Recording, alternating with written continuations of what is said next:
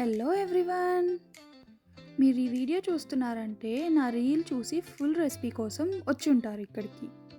అయితే ఇంకెందుకు లేట్, రండి మనం మూన్ బిస్కెట్స్ చేసుకుందాం. ఫస్ట్ 250 గ్రామ్స్ వైట్ బటర్ తీసుకోవాలి. నా దగ్గర వైట్ బటర్ లేదు, సో నేను ఎల్లో బటర్ తీసుకున్నాను. అందులో ఒక పించ్ సాల్ట్ వేసుకోవాలి. ఆ బటర్లో 150 గ్రామ్స్ పౌడర్ షుగర్ వేసుకుందాం. ఇప్పుడు బటర్ అంతా మెల్ట్ అయ్యేలాగా మంచిగా మిక్స్ చేసుకోవాలి. మీరు తీసుకునే బటర్ కనుక రూమ్ టెంపరేచర్లో ఉందంటే చక్కగా మెల్ట్ అయిపోతుంది. ఫైన్ పేస్ట్ లాగా రావాలి. ఆ తర్వాత అందులో ఒక 400 గ్రామ్స్ ఆల్ పర్పస్ ఫ్లోర్ తీసుకుందాం. అందులో ఒక 20 గ్రామ్స్ మిల్క్ పౌడర్ వేసుకుందాం. ఆ తర్వాత 2 పించ్ బేకింగ్ పౌడర్, అంటే ఒక హాఫ్ స్పూన్ అట్లా. అన్నీ మంచిగా మిక్స్ చేసుకొని దాన్ని మన బటర్లో వేసుకుందాం. ఆ తర్వాత అందులో ఒక 1 స్పూన్ వెనిలా ఎసెన్స్ వేద్దాం. ఇప్పుడు మొత్తాన్ని చేత్తో మంచిగా మిక్స్ చేసుకోవాలి. మీకు అస్సలు వాటర్ అనేది యాడ్ చేయకూడదు. అలా మిక్స్ చేస్తూ ఉంటే మన క్రంబల్స్ లాగా రావాలి. అలా వచ్చే వరకు మిక్స్ చేసుకొని తర్వాత దాన్ని ఒక మంచి డో లాగా చేసుకోవాలి. మీకు ఆల్ పర్పస్ ఫ్లోర్ వద్దనుకుంటే ఆల్మండ్ ఫ్లోర్ కానీ రాగి ఫ్లోర్ కానీ ఏదైనా వాడచ్చు. ఇప్పుడు డో లాగా ఫామ్ అయింది కదా, దాన్ని మనం నీట్గా కొంచెం ఒక 1 ఇంచ్ థిక్నెస్ ఉండేలాగా స్ప్రెడ్ చేసుకోవాలి. మీరు చేత్తో అయినా చేసుకోవచ్చు, లేదంటే రోలింగ్ పిన్ అయినా వాడచ్చు.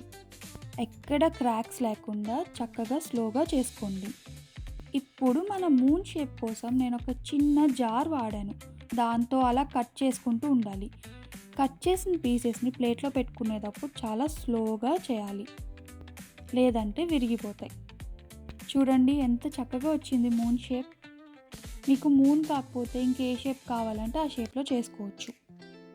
నాకు ఈ ప్రాసెస్ అంతా బేకింగ్తో కలిపి ఒక 30 మినిట్స్ పట్టుంటుంది అంతే. ఈ బిస్కెట్ అంతా అయిన తర్వాత కొరికితే మంచి క్రంచీగా ఉంది, కానీ తిన్న వెంటనే చాలా స్మూత్గా మెల్ట్ అయిపోయినాయి. మా ఫ్రెండ్ వాళ్ళ డాడీ ఇండియా నుంచి వస్తే నేను ఆయన కోసం అని చేశాను. అంతకుముందు ఒకసారి చేస్తే ఆయనకు చాలా బాగా నచ్చాయి.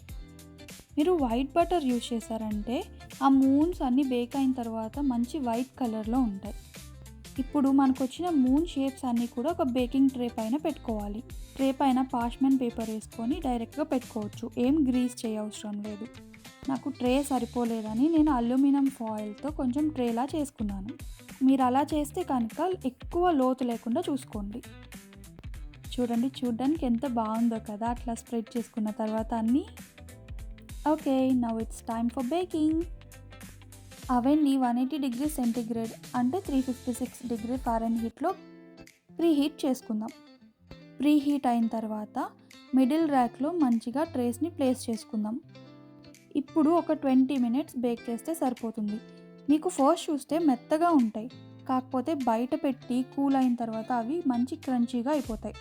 ఈ బిస్కెట్స్ని ఈ టెంపరేచర్లోనే బేక్ చేయండి. ఎక్కువ టెంపరేచర్లో చేస్తే ఎక్కువ కాలిపోయినట్టు అయిపోతాయి.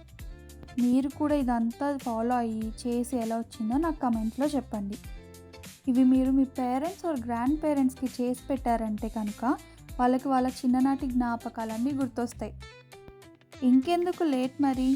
సో మీరు కూడా ట్రై చేసి చెప్పండి ఎలా వచ్చిందో మీకు. మీకు వీడియో నచ్చితే లైక్ చేయండి, అండ్ ఇంకా వీడియోస్ కావాలంటే సబ్స్క్రైబ్ చేసుకోండి, వెంటనే తెలుస్తాయి రాగానే. బాయ్.